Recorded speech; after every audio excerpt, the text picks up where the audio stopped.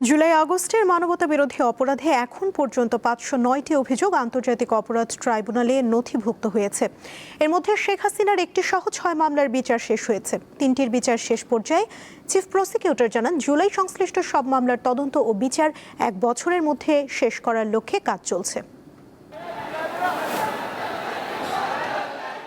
সরকারি চাকরিতে কোটা সংস্কারের দাবিতে 2024 সালের জুলাইতে শিক্ষার্থীরা আন্দোলন শুরু করেন। এক পর্যায়ে তা পরিণত হয় ছাত্র জনতার গণ অভ্যুত্থানে। দেশের সর্বত্র রাস্তায় নেমে আসে মানুষ। আন্দোলন দমনে সরকার নজিরবিহীন শক্তি প্রয়োগ করে, এতে প্রাণ হারায় শত শত মানুষ।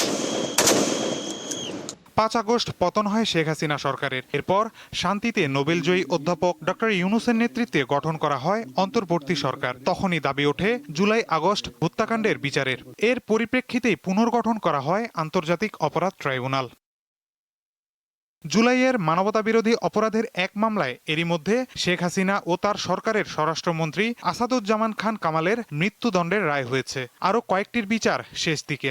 এই জুলাই আন্দোলনের আজকে 2 বছর, 1 থেকে 1.5 বছরের মধ্যে যে 6টা মামলার বিচার কার্য শেষ করতে আমরা পেরেছি, এটা আমি মনে করি যে অত্যন্ত দ্রুততম সময়ের মধ্যেই এবং পাশাপাশি স্বচ্ছতা এবং নিরপেক্ষতার মধ্যে এবং আন্তর্জাতিক মান বজায় রেখে আমরা এই 6টি মামলার বিচার কার্য সম্পন্ন হয়েছে। এবং আমি মনে করি যে এর চেয়েও যদি দ্রুত আর বিচার কার্য করেন তাহলে এই বিচার নিয়ে জনমনে প্রশ্ন দেখা দিতে পারে। আরও প্রায় আমাদের 3টি মামলা এই মাসেই ইনশাল্লাহ রায়ের জন্য অপেক্ষমান এবং আরও কয়েকটি মামলা কিন্তু বিচার কার্যের প্রায় শেষ পর্যায়ে। ট্রাইব্যুনালে দায়ের মামলার বিচার দ্রুত শেষ করার ওপর গুরুত্বারোপ করা হচ্ছে বলে জানান চিফ প্রসিকিউটর।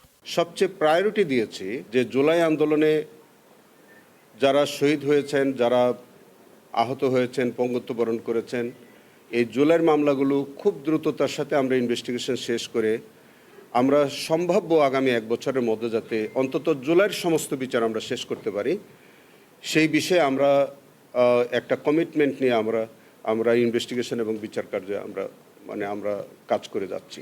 জুলাই গণ অভ্যুত্থানে সংগঠিত মানবতাবিরোধী অপরাধের মামলায় আওয়ামী লীগ সরকারের মন্ত্রী, এমপি এবং দলটির নেতাকর্মী ছাড়াও আইনশৃঙ্খলা রক্ষাকারী বাহিনীর সদস্য ও প্রশাসনের কর্মকর্তাদের আসামি করা হয়েছে। মাহিদুর রহমান, দীপ্ত সংবাদ, ঢাকা।